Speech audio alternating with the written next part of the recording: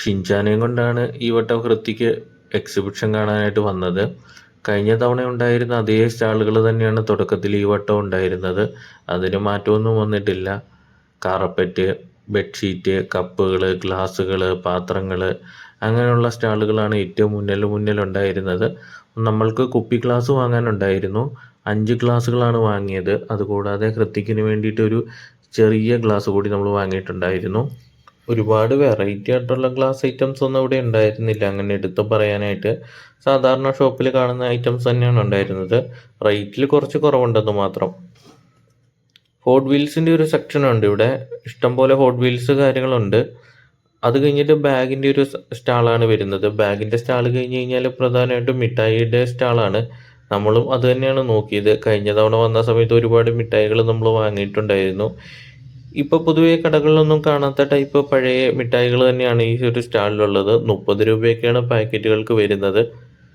ഈ ഒരു സ്റ്റാളിൽ നിന്ന് നമ്മൾ നേരെ പോയത് കീ ചെയിൻ്റെ സ്റ്റാളിലേക്കാണ് കേട്ടോ. മാർവൽ, DC ഒക്കെ ഇഷ്ടപ്പെടുന്നവർക്ക് പറ്റിയ ഒരുപാട് വെറൈറ്റി കീ ചെയിനുകൾ ഈ ഒരു സ്റ്റാളിൽ നമുക്ക് മേടിക്കാനായിട്ട് കഴിയും. കീ ചെയിൻ്റെ സ്റ്റാൾ കഴിഞ്ഞ് മുന്നോട്ട് പോകുന്ന സമയത്ത് ഇവിടെ രാമച്ചം, അതേപോലെ ചന്ദനം, അതിൻ്റെയൊക്കെ തിരികളൊക്കെ വെച്ചിട്ടുണ്ടായിരുന്നു. അതിൻ്റെ തൊട്ടപ്പുറത്തെ സ്റ്റാളിൽ കുറച്ച് മനോഹരമായിട്ടുള്ള ആർട്ട് വർക്കുകളൊക്കെ ചെയ്ത് വെച്ചിട്ടുണ്ട് കേട്ടോ. കാണാനൊക്കെ നല്ല ഭംഗിയാണ്. പിന്നെ അടുത്തൊരു സ്റ്റാളിൽ നമ്മൾ ഇവിടെ ഒരു ഷിൻചാനെ കണ്ടിട്ടുണ്ടായിരുന്നു കേട്ടോ. അപ്പോൾ നമ്മുടെ കയ്യിലുള്ള ഷിൻചാൻ ദേ ഇവിടെ കാഴ്ചകളൊക്കെ കണ്ട് ഇങ്ങനെ മുന്നോട്ട് പോയിക്കൊണ്ടിരിക്കുകയാണ്. അടുത്തത് വരുന്നത് അണ്ടർ വാട്ടർ അക്വേറിയമാണ്. അപ്പോൾ നമ്മളിത് സ്ഥിരം കാണുന്ന ഒരു കാഴ്ച ആയതുകൊണ്ട് തന്നെ നമ്മൾ ഇവിടേക്ക് കയറാൻ നിന്നില്ല. നേരെ ഫുഡ് കഴിക്കാനാണ് പോയത്. അപ്പോൾ ഇവിടുന്ന് ഫുഡൊക്കെ വാങ്ങി നേരെ ദേ ഇവിടെ നോക്കുമ്പോൾ ഇവിടെ പണികൾ നടന്നുകൊണ്ടിരിക്കുന്നേ ഉള്ളൂ. ഇത് മാത്രമല്ല കേട്ടോ, ഇവിടുത്തെ ഒരുപാട് സ്റ്റാളുകളുടെ വർക്കുകൾ നടന്നുകൊണ്ടിരിക്കുന്നേ ഉള്ളൂ. അപ്പോൾ ഈ സമയത്ത് വന്നു കഴിഞ്ഞാൽ നമുക്ക് എന്തായാലും എല്ലാം കാണാനായിട്ട് കഴിയില്ല. തൃശ്ശൂർ പൂരം ഒക്കെ ആവുന്ന ഒരു സമയത്തായിരിക്കും എല്ലാ സ്റ്റാളുകളും തുറക്കുക.